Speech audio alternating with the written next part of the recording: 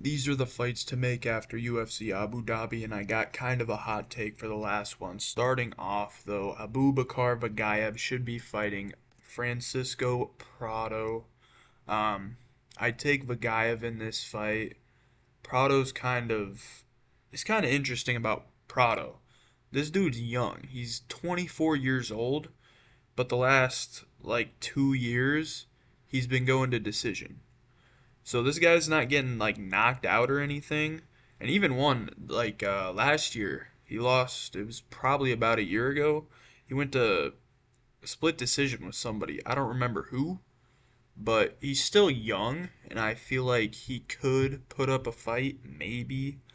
But this dude's got I think it's a purple belt in jiu-jitsu. Uh, very, he's got the finishing instincts. Like he's looking for a finish. And I think he could be a problem for Vagayev. And on the ground, he's not a slacker, obviously. A purple belt in jiu-jitsu, dude. Like, it could cause some problems for Vagayev. But nevertheless, I would take Vagayev to just lay on him the whole fight, like they do, like the wrestlers do. But, you gotta be better. With today's day and age, dude, wrestling is like what you have to do to win a lot of fights, especially those fights on the prelims. That's how a lot of people are winning their fights, is wrestling. But I do think Francisco Prado, he's got a chance. This dude's young, and look at him mog, man. Look at that. He's a mogger. Um, he's got, I think he's a black belt in Taekwondo. I may be wrong, but Taekwondo is really not shit, so doesn't mean a whole lot. But um, I would take Vagayev to win this. I don't want to shoot Vagayev super high up yet, but yeah. Next fight. Rizvan Kuniev versus the loser of Curtis Blades and Waldo Cortez Acosta. Now you might be saying Kuniev and Blades already fought. I'm aware. I'm very aware. But Kuniev got robbed. That was his first fight in the UFC, and I actually was super biased on this fight because I like Curtis Blades. Everybody likes Curtis Blades. But after I sat and sulked in it for a while, I think Rizvan Kuniev won that. We seen the fight, dude. This fight he had last weekend was just a dominant performance. Props to Terrell Fortune, but goodness, dude. This guy, I chose this picture because, like, you look at this guy in this picture and then go look at him now. This dude was definitely popping PEDs in the PFL big time. But anyway, he's got, dude, the knees, they're great. The constant forward pressure, I love it. Clinch work, that's where a lot of his good strikes were coming from, was his clinch work. Um, Curtis Blades, what I think would happen if it was Blades, and that's who I think is going to lose this, so I would give Blades to Kuniev. I think wrestling cancels out, and they just strike the whole time. Waldo, on the other hand, he's that's more of a challenge, man. People forget, dude. This guy, he went out against Aspinall's guy. I don't remember his name, but I was worried at one point, dude, that Tom Aspinall and his buddy were gonna have to fight because I'm really big on Tom Aspinall. I love Tom Aspinall, but um, I was worried that that dude was he was gonna have to fight Tom Aspinall for the championship at some point, but see how the heavyweight division's been. It's been kind of sucky. Waldo got that win about a year ago, dude. I thought Waldo was just terrible. I thought he was like that was the new guy that we had coming into heavyweight. I didn't think he was gonna be shit, but now he's on like a what is it, a 4 fight win streak, and this dude's still not getting a shot yet. Like it's kind of crazy to me. But I think if Waldo win or loses this fight, which I don't see him losing it, I think it's a lot closer than people think. Um, I think Kuniev would need to use the wrestling against Waldo, and Waldo's very defensively sound, and he has a really good chin, and I think the cardio of Waldo is one of the best in the UFC, and I could see Kuniev gassing out, but I really want to see Blades win this fight just so I could see a Waldo Cortez Acosta versus Rizvan Kuniev. Plus, that fight hasn't happened before, so that'd be great to see. Next up, John Pork, dude. John Pork. I'm throwing him. Well, I'm not throwing him to the Wolves, but I am throwing Ismail Bonfim to the Wolves because this dude's performances are just awful, man. Like, I want to shoot John Pork up far, but I just think John Pork does unspeakable things to Ismail Bonfim. Like, he sat there, I talked about this in my last video. He sat there trying to take down Axel Sola, couldn't do anything. I think Magomed Zayakunov would destroy him in like probably 3 minutes, dude. Like, I think that'd be a banger to see. I'd want him to have like a good, because he just went to decision with Respecki, but I want to see a finish from John Pork because the first two have been decisions. Technically, yeah, it's technically two because Dana White's Contender Series. I want to see this dude get a finish before I shoot him up really high. But I think Magomed Zayakunov, John Pork, dude. This isn't even like, I don't know why it says John Pork here. This is Magomed Zayakunov. I don't know why it says John Pork here, but I would have him just destroying Ismail Bonfim. Next fight, I'm putting Walter Walker against, maybe a crazy take, but I'm putting him against the Black Pillsbury Doughboy, dude. Not my words, Josh Hokitz, okay? Just relax, man, alright? Um, Dude, I could see, this is what I want to happen, dude. I love both these guys, dude. Who doesn't love these guys? They're both hilarious, but, dude, Derek Lewis is just getting older. What I want to see happen is, you know how Derek Lewis came out in that Taliesin Teixeira fight? That's how he needs to come out against Walter Walker. Walter's one of the taller guys in the division. And I think if he can land, he needs to just go right away because his gas tank is just super, super low, and this guy's just getting older. So he might have a chance, but I don't know. And I seen something today that Walter Walker doesn't want any big fights until he gets a new contract. I don't know if that's true or not, but I don't think Walter Walker wants the big fights. He's like a Renato Moicano. I want the easy fights, you know. Maybe they'll throw him against Tom Aspinall, dude. Maybe they rebook what is it? Cyril Gahn and Tom Aspinall. Cyril Gahn pulls out, and then Walter Walker gets to fight Tom Aspinall, dude. Maybe we'll have one of these. But I would have Walter Walker winning by heel hook. But I do think, dude, Walter Walker hasn't been like, he hasn't been tested in the UFC yet. And I don't think this is a crazy test for him, but at the same time, I feel like Derek Lewis is a guy you cannot sleep on. Like, his tattoo literally says Knockout King on his chest. He has the most knockouts in the UFC.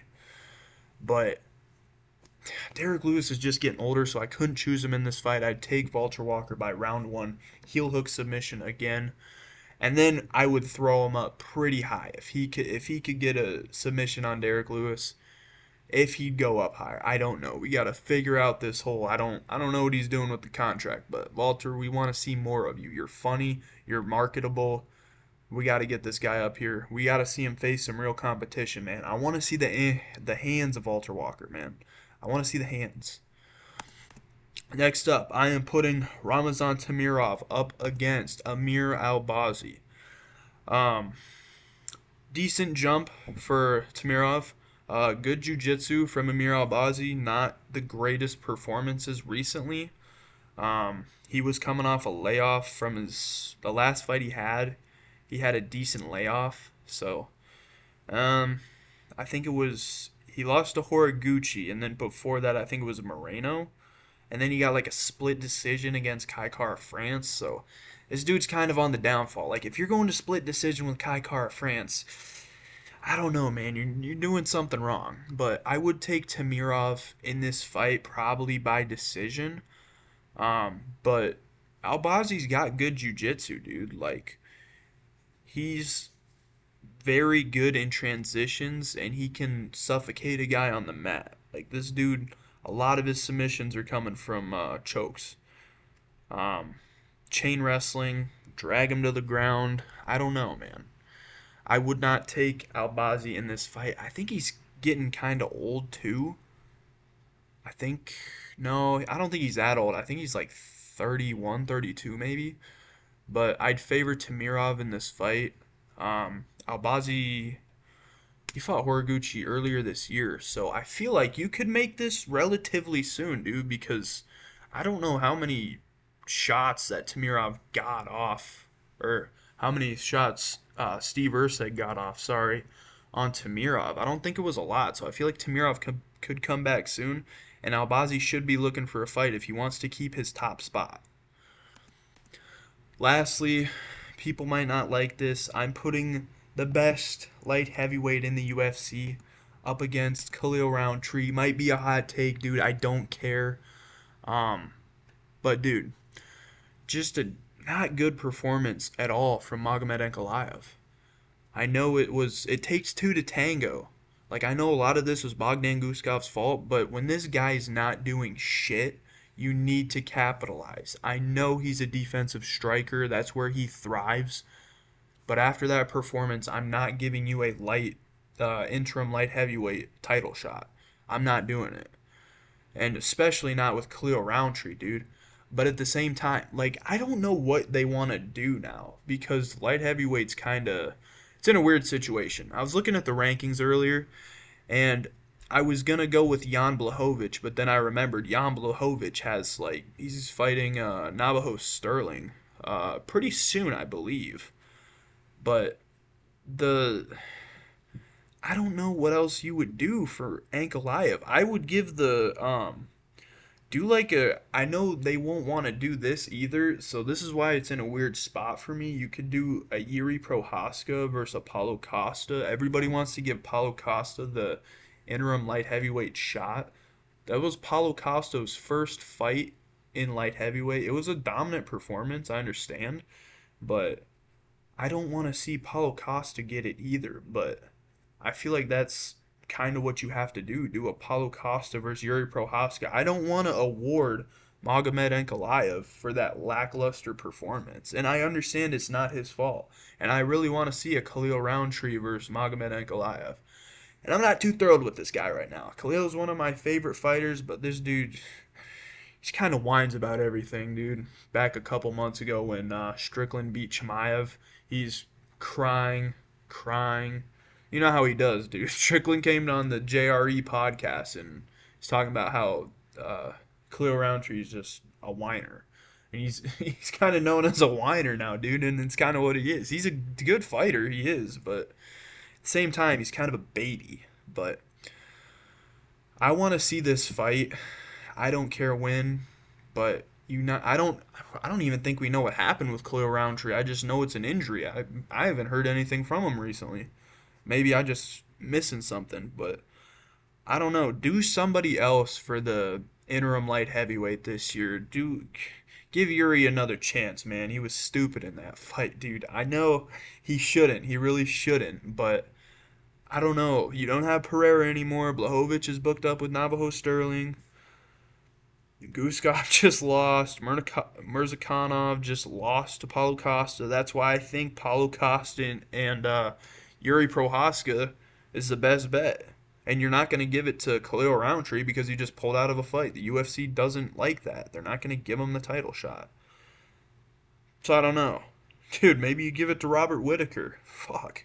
I don't know. But I would, in this fight, I think Khalil Roundtree would have a lot of success from what I've seen out of Ankalaev. Just judging that last fight, man, that TKO was the worst TKO I've ever seen in my life. So I think Khalil would have a lot of success with the leg kicks. Both these guys are good with their leg kicks. Khalil's Muay Thai, I'm really high on his Muay Thai, especially that dominant performance against Jamal Hill. Jamal Hill, dude, people forget. If you haven't seen Jamal Hill recently, go check out the Instagram, because that boy his stomach is not what it used to be, dude. I don't know what he did, but he does not look like a fighter. So honestly, dude, if Khalil wants to win this, he has to get it done within 2 or 3. because we know this dude's gas tank is not a lot. So I feel like you book this later on in the year if possible. It might have to be next year because Ankalaev just went basically 5 rounds. Um, right now, I would favor Ankalaev by decision, and then I guess at that point give him a shot against Olberg or whatever you want to do. I don't know. I don't know how light heavyweight's gonna play out, man. But those are my picks. Might be a hot take, but that's what I would do for the fights for UFC Abu Dhabi. Thank you for watching.